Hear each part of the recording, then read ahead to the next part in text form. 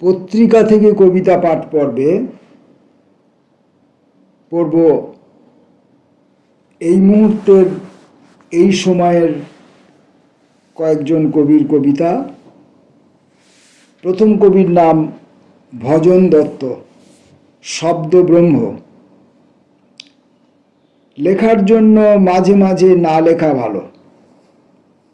কলমের তাকত ফিরে এলে এসো আবার একদিন, সেদিন লেখো, সাবধানে লেখো। অক্ষরে অক্ষর যোগ করে নির্মাণ করো শব্দ ব্রহ্ম। তুমি ঈশ্বর করুণাময় সৃষ্টিকর্তা হবে নাকি সংহারক, তা কি তুমিই জানো? দেখো পথ কোন দিকে নিয়ে যায়, পথ সামলাও হে গোবিন্দ।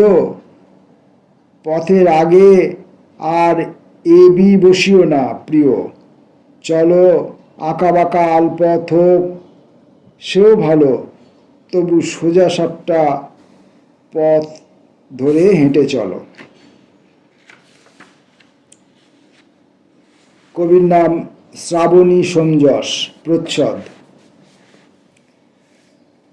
নগ্নতা কোনো উপসর্গ নয়, একটা চিরস্থায়ী বন্দোবস্ত, যার খোলসে সৃষ্টির অমনিবাস, বৃহস্তের বাগান, প্রত্নতাত্ত্বিক নথিভুক্ত স্বপ্ন, মুখোশবন্দি মানচিত্র, বাজারি ক্যানভাসে বিবর্ণ রদ্দি সভ্যতা। নশ্বর জীবন আগামী প্রজন্মকে দিয়ে যাবে একাকিত্বের ঝুলন্ত উদ্যান।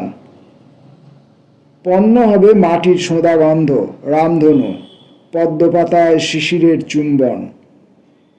নীলাবে বিকোবে চুকিতকিতের এক্কাদোক্কা, এলাটিং বেলাটিং শৈল। অনাহুত প্রেম পরমায়ু খোঁড়ে কামগন্ধময় অযুত বসন্ত মেখে।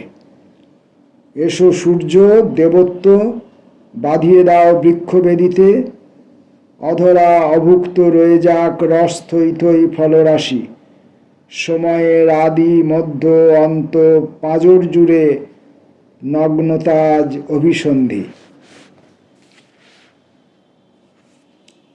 বিশ্বনাথ চক্রবর্তীর কবিতা বাফোমেটের গালে। দিনের বেলায় ও আকাশ থাকে, তবে ছেলেটি রাতেই শুয়ে শুয়ে দেখে। কোথায় কার সাথে যেন শূন্যতাকে মিলিয়ে নিতে চায়, কোথায় কোন তারামণ্ডল নাম সে জানে না, শুধু জানে আকাশকে ছুঁতে হয় রাতে, আকাশকে পেতে হয় রাতে। এখানে ভুল মুদ্রায় আসীন বাফোমেটের গালে লেগে থাকে প্রাচীন দেবীর চুম্বন। তখন ছেলেটি একটু মুচকি হেসে দিলে আকাশ জুড়ে উন্মুখ দেবীমণ্ডল জাগিয়ে রাখে অন্য একটা আকাশ।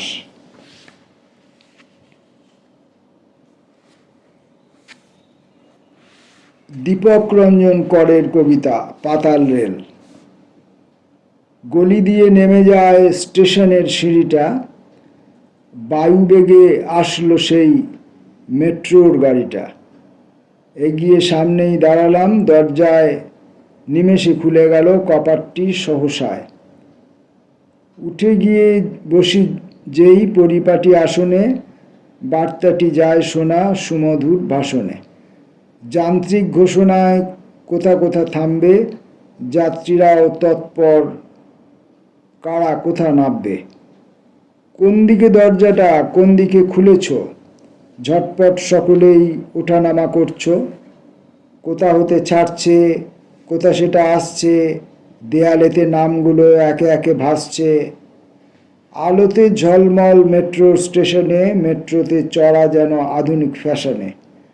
পাতালে চলাফেরা, পাতালেই করে বাস, নগরেতে মেট্রো রেল পরিষেবা দেয় খাস। পড়লাম শেষ পর্যন্ত।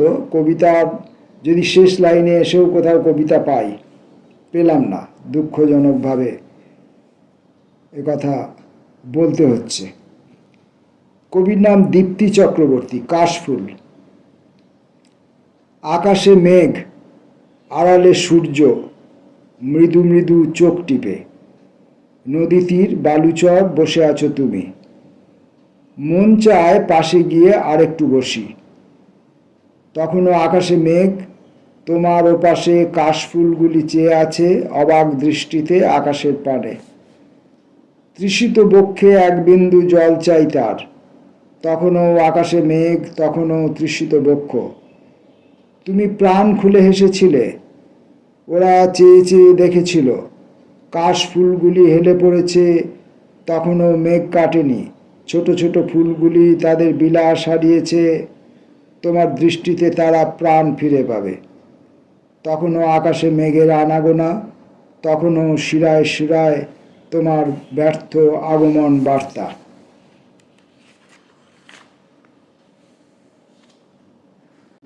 কবির নাম প্রাণকৃষ্ণ বন্দ্যোপাধ্যায়। আরেকটি কথা, হ্যাঁ আরেকটি কথা, মানে যে কথা বলেছিলাম সবাইকে সে কথা তোমাকে বলা হয়নি। রক্তক্ষরণের উচ্চারণ বড্ড স্পর্শকাতর, অবশেষে তাই তুমিও শুনে ফেলেছ। আমার যন্ত্রণার ঢক্কানি নাদ, প্রতিবেশী শুশ্রূষা চোখ দগ্ধ, সেবা আর সন্দেহের দগ্ধ ককটেল বানায়, তা তুমি জানো তো? তোমাকে বলিনি যে কথা, সারা পৃথিবীতে আজ দগ্ধ, উড়ে বেড়ায় দগ্ধ। আমি বুঝতে পারছি না এগুলো ছাপার ভুল কিনা। প্রত্যেকটা জায়গায় একটা করে গয়ে ধয়ে যুক্ত আছে, আমার মনে হচ্ছে এগুলো ভুল। আমি অনেকটা সংশোধন করে পড়বার চেষ্টা করছি। আমি চোখ দগ্ধ, হ্যাঁ, সন্দেহের দগ্ধ, এইসব করে আমি পড়বার চেষ্টা করছি, কিন্তু এখন বুঝতে পারছি এটা ছাপার ভুল। আমি যদি ওই গয়ে ধয়েগুলো বাদ দিয়ে পড়ি, গয়ে ধয়ে যুক্ত বর্ণটি সেটি বাদ দিয়ে যদি পড়ি, আমি জানি অনেক সময় ছাপার ভুলে, অর্থাৎ ফ্রন্ট এধার ওধার হলে এমনটা হয়। কপি পেস্টের ব্যাপার তো এখনকার কবিতা। আমি আরেকবার পড়ি প্রাণকৃষ্ণ বন্দ্যোপাধ্যায়ের কবিতাটি। আরেকটি কথা, হ্যাঁ আরেকটি কথা, মানে যে কথা বলেছিলাম সবাইকে সে কথা তোমাকে বলা হয়নি। রক্তক্ষরণের উচ্চারণ বড় স্পর্শকাতর, অবশেষে তাই তুমিও শুনে ফেলেছ আমার যন্ত্রণার ঢক্কানি নাদ। প্রতিবেশী শুশ্রূষা চোখ, সেবা আর সন্দেহের ককটেল বানায়, তা তুমি জানো তো?